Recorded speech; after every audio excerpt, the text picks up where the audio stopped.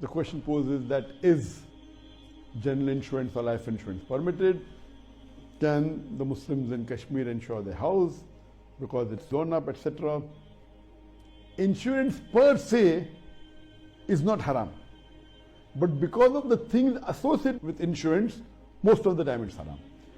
The conventional insurance that we have, or the commercial insurance, the reason it's haram is because it has three criteria which are haram. Number one, the reason of ambiguity. Number two, it has an element of gambling. And number three is riba. In a conventional insurance, what happens?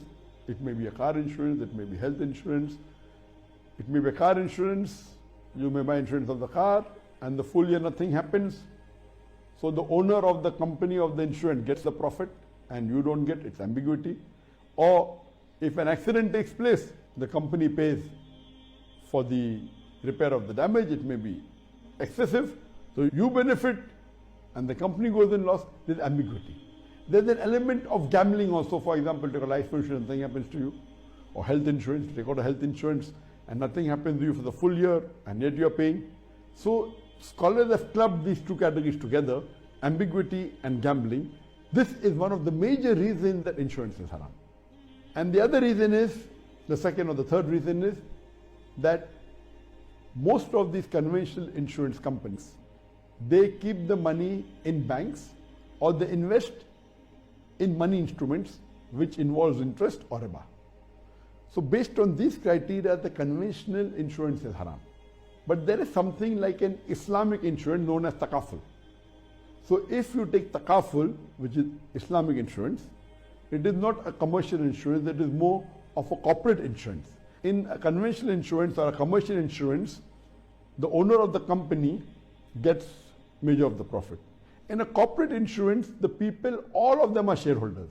So takaful reduces the ambiguity, reduces the element of gambling, or removes it completely.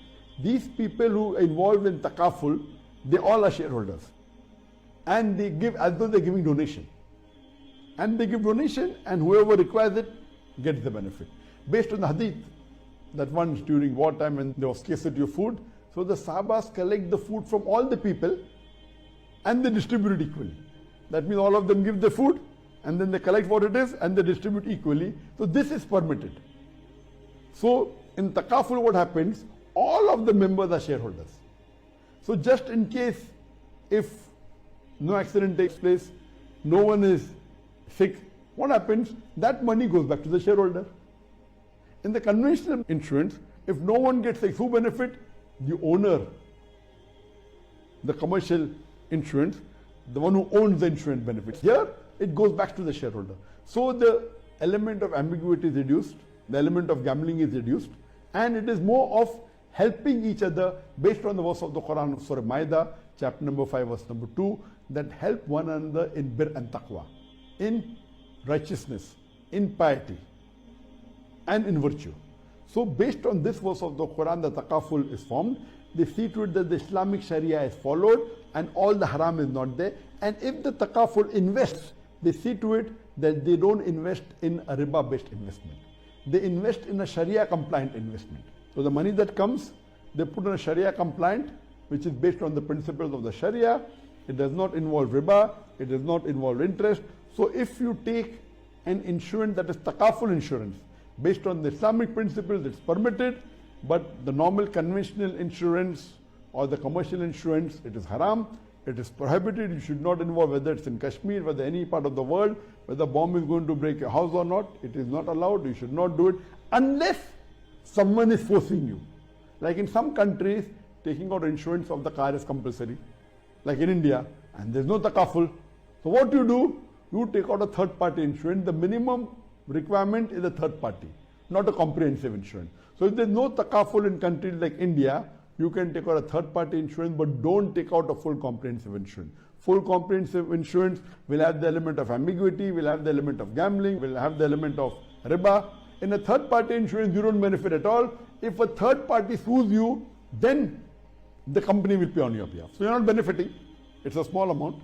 So if someone is forcing you to take out an insurance, the company says health insurance, and you have no say of it, then even if it's a conventional insurance, somebody is forcing you, in that case it's permitted, but you voluntarily doing it, if someone is not forcing you, it is haram.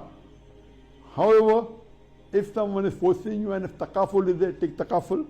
If it's not there, the last resort, you can take the conventional insurance, but take the lowest category.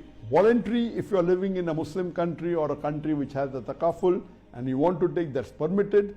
But taking voluntary, intentionally, a conventional insurance, it is haram. But takaful based on the Islamic Sharia is permitted.